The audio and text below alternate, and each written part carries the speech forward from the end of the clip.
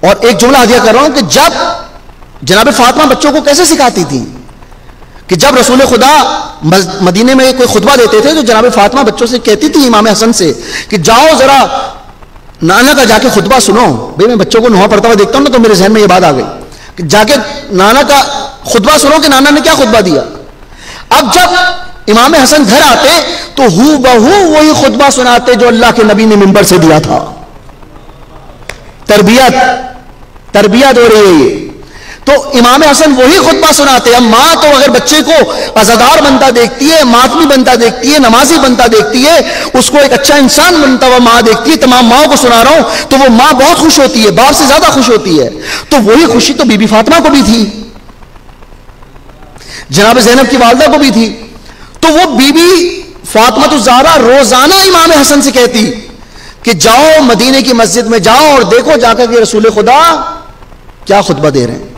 رسول خدا وہی خطبہ, رسول خدا کا سنا ہوا وہی خطبہ امام حسن علیہ السلام ہو بہو آ کے اپنی والدہ کو سناتے. اچھا, جب ماں خوش ہوتی ہے تو بچے سے اظہار محبت کرتی ہے اور اپنے شوہر کو بھی بتاتی ہے.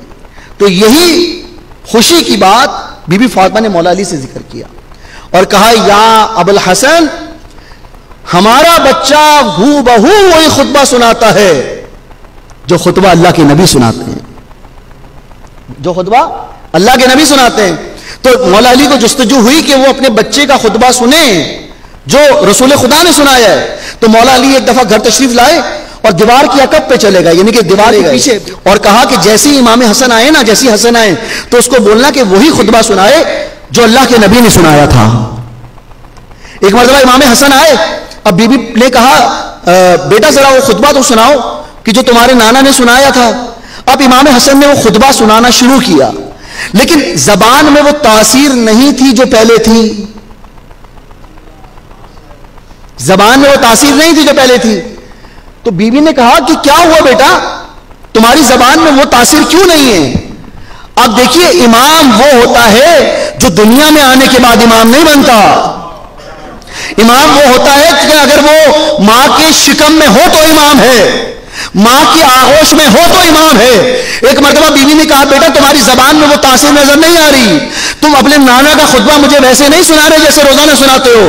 ایک مرتبہ مولا امام حسن نے کہا اماں مجھے ایسا لگ رہا ہے کہ دیوار کے پیچھے سے میرا بابا مجھے دیکھ رہا ہے, دیوار کے پیچھے سے میرا بابا مجھے دیکھ رہا ہے. تو جو زبان میں میرے وہ کمالات نہیں ہے کیونکہ میرا وقت امام میرے سامنے موجود ہے.